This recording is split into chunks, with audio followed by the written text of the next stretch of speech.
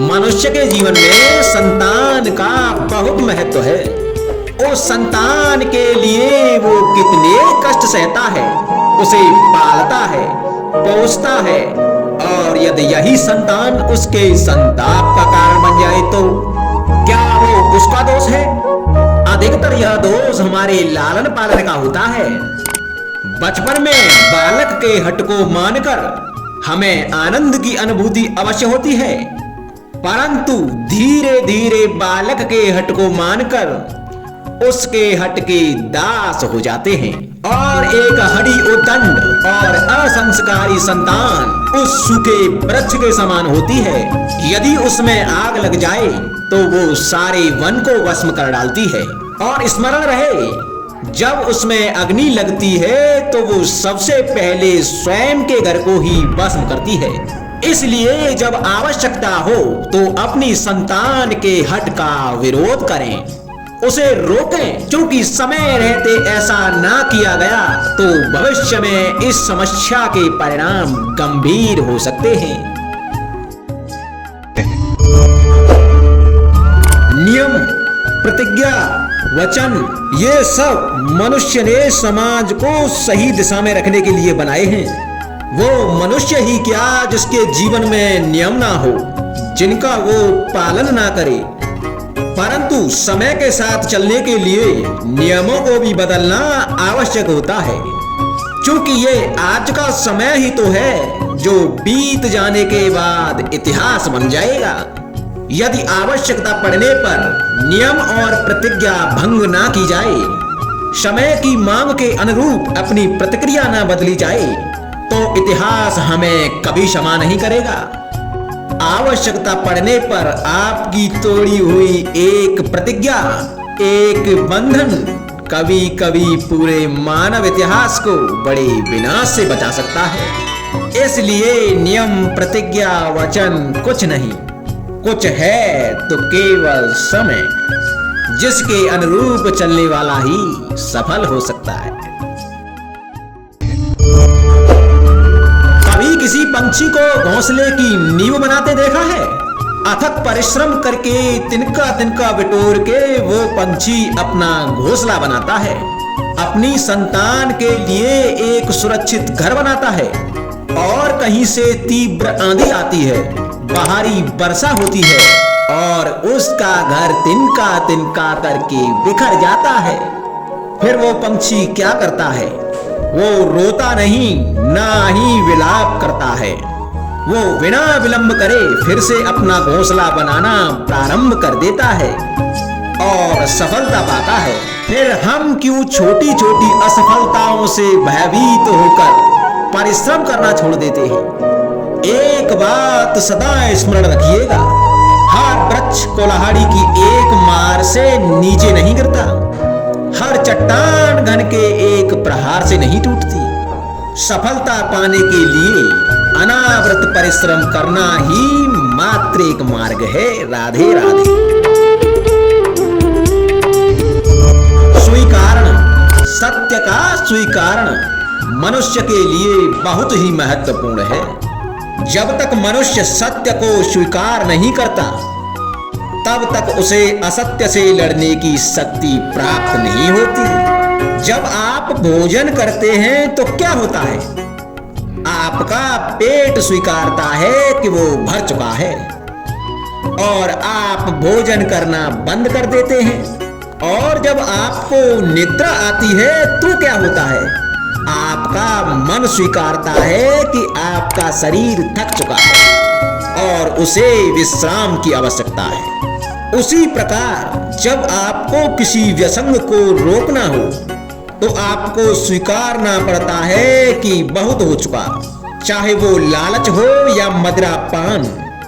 उस व्यसन का त्यागना तभी प्रारंभ होता है जब आप ये स्वीकार कर लेते हैं कि आप उस व्यसंग के बंधक हैं। संसार का सबसे बड़ा पाप क्या है? असत्य बोलना, हत्या कर देना, चोरी करना या किसी का अपमान करना। संसार का सबसे बड़ा पाप है किसी निर्बल को सताना, और संसार का सबसे बड़ा दंड भी उस निर्बल के मुख से निकली हाय है।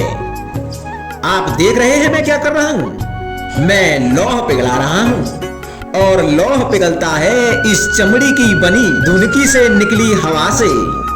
तनिक सोचिए, एक मृत पशु की खाल से बनी धुनकी इतने कठोर लोहे को भस्म कर सकती है।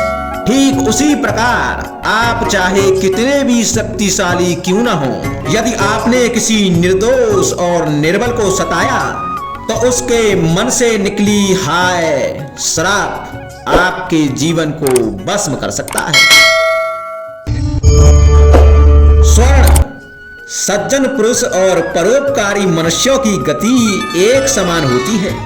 यदि स्वर्ण टूट जाए तो उसे गर्म करो, ताप दो, और पिघल कर वह फिर से जुड़ जाता है। ठीक उसी प्रकार मतभेद होने के पश्चात भी एक सज्जन पुरुष और महान पुरुष फिर से मित्र बन जाते हैं। परंतु दुर्जन दुष्ट माटी से बने लोग उस पके हुए मटके के समान होते हैं कि जिनमें यदि एक बार दरार आ जाए तो वह स्वयं ही स्वयं का सर्वनाश कर लेते हैं। इसलिए मित्रता केवल सज्जनों से ही करें ताकि मतभेद ना हो, क्योंकि दुष्टों का समूह अपना नाश स्वयं ही कर लेता है। यदि क्योले की खान में जाओ तो चाहे जितनी सावधानी बरतो, अपने वस्त्रों पर कालिक लग ही जाती है। इसलिए दुष्ट मित्रों से सावधान। सज्जन शत्रु प्रत्येक परिस्थिति में श्रेष्ठ है।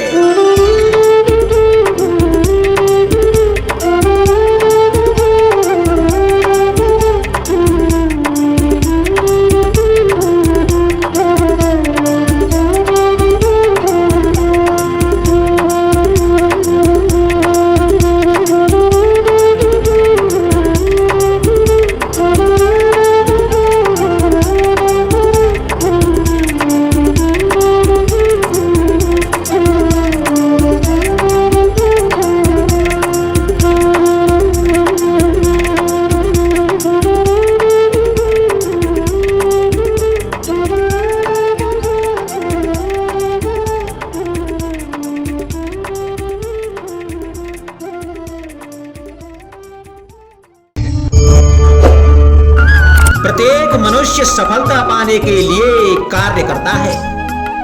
कुछ सफल होते हैं, कुछ नहीं होते, और जो सफल नहीं होते वो अपनी असफलता का कारण या तो अपनी परिस्थितियों को बताते हैं या अपने सहयोगियों को दोषी ठहराते हैं। परंतु क्या वास्तविकता में ऐसा ही होता है? क्या कोई परिस्थिति या कोई व्यक्ति किसी की असफलता का कारण बन सकते हैं? उत्तर हाँ भी है और ना भी। अब आप कहेंगे कैसे? आप इस तितली को देख रहे हैं, आपने एक मक्खी को भी देखा होगा। प्रकृति ने दोनों को समान गुण दिए हैं रस पान करने का। एक तितली फूलों पर जाकर उसका रस लेती है और इस अवस्था में नए फूल खिलने की व्यवस्था भी करती है, और मक्खी घाव पर बैठती है और घाव को सड़ाती है और रोग भी फैलाती है। यदि इसमें किसी बात का अंतर है तो केवल सोच का, क्योंकि आप उचित मार्ग चुनेंगे तो आपको सफलता मिलेगी, आप में उत्साह बढ़ेगा। यदि आप अनुचित मार्ग चुनेंगे तो आपको असफलता मिलेगी। तो आपको उचित मार्ग चुनना है या अनुचित, ये निर्णय तो आप पर निर्भर करता है। राधे राधे।